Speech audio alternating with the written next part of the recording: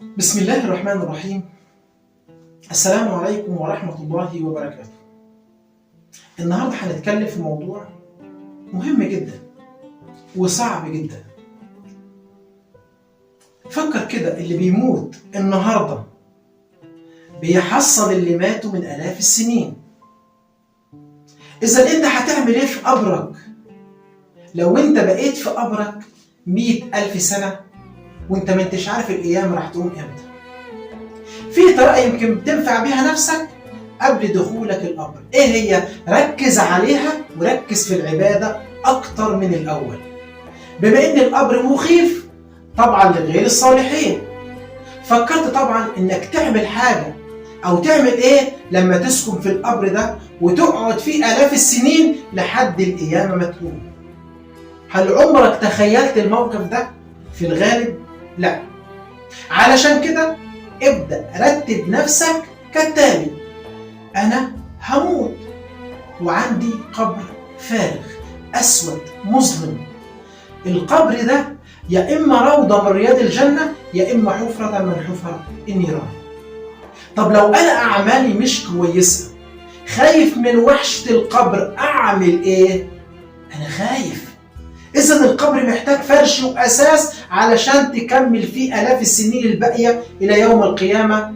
فبدأت أتخيل إن كل استغفار أستغفره كأني ببعته لقبري يستناني هناك علشان يونسني في وحدتي لما أموت. بدأت أفرش القبر ده كأني بفرش شقتي بالظبط، فرش كامل.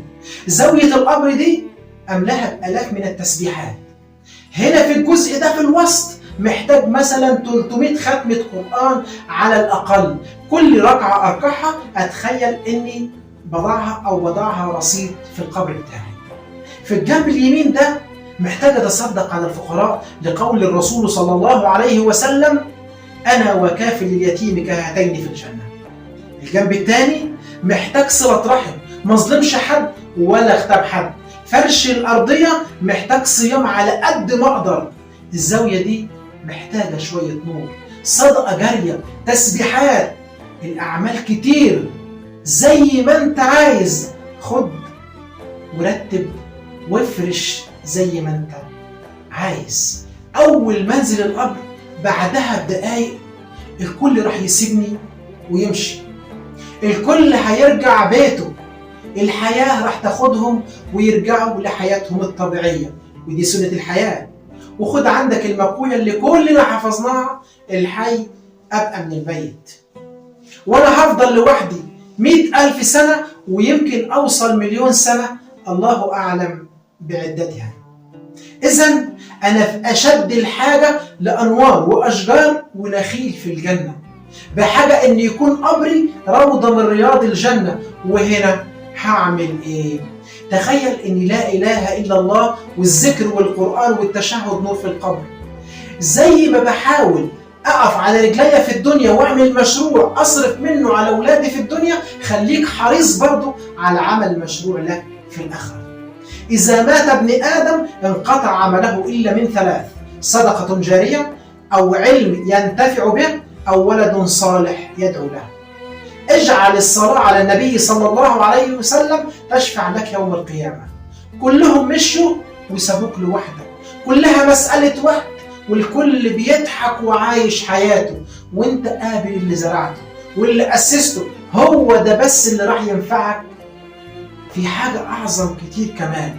سمعت وقريت إن المنفقين كالشهداء. قلت أدور في القرآن عن الكلام العظيم ده، لقيت فعلا إن لا خوف عليهم ولا هم يحزنون جاءت فعلا في حق الشهداء والمنفقين، جاءت مرتين.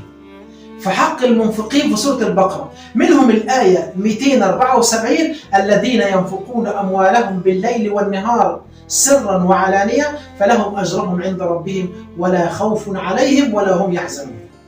والآية 262: الذين ينفقون أموالهم في سبيل الله ثم لا يتبعون ما أنفقوا منا ولا أذى لهم أجرهم عند ربهم ولا خوف عليهم ولا هم يحزنون. ودي كانت أول مرة أنتبه للتشبيه ده. يا الله، المنفقين كالشهداء لا خوف عليهم ولا هم يحزنون. خايف من الدنيا؟ خايف الأزمة تطول؟ خايف أموالك ما تكفيش؟ خايف من المرض؟ خايف تفقد أهلك وأصحابك وجيرانك؟ خايف من أي حاجة تحصل معاك في حياتك؟ انفق لله فيكون لا خوف عليك ولا حزن. يا الله على هذا الجمال. تعالى بعد كده الصلاة على الرسول صلى الله عليه وسلم تشاركني الجلسة مع أعمال الصالحة يوم القيامة. حياة ما بعدها حياة. كل اللي عملته كل اللي راح تعمله من تسبيح وذكر أفضل من إنك تغتاب حد أو تنم على حد أو تظلم حد. والآخر تلاقي كل أعمالك كانت لمطالب الدنيا وأكل لحسناتي ولا حاجة لوجه الله إلا الهم، العذاب، الحساب الشديد. علشان كده كان لازم عليا إن أختار الصحبة الصالحة. نصيحتي ليا وليكم النهاردة قبل بكرة، خلي أبرك بنك تحط فيه رصيد زي ما أنت عايز. اهتم بالعبادة كويس جدا يزيد رصيدك. اعتني بالآخر أكتر من الدنيا. دلوقتي أنت بين أهلك لابس آكل شارب نايم متهني وعندك كل مطالبك واللي أنت عايزه، ورغم ذلك كاره حتى حياتك، كاره حتى حالك ومش طايق نفسك، فما بالك وانت تحت التراب. علشان كده اعتني بكل تسبيحة كويس وقول لها اسبقيني هناك في القبر راح نتقابل تكوني خير أنيس وخير جليس. اللهم ارزقنا حسن الخاتمة. والسلام عليكم ورحمة الله وبركاته. السلام عليكم. لا تنسوا الاعجاب بالفيديو والاشتراك في القناة تشجيعا لنا لنستمر بنشر المزيد إن شاء الله.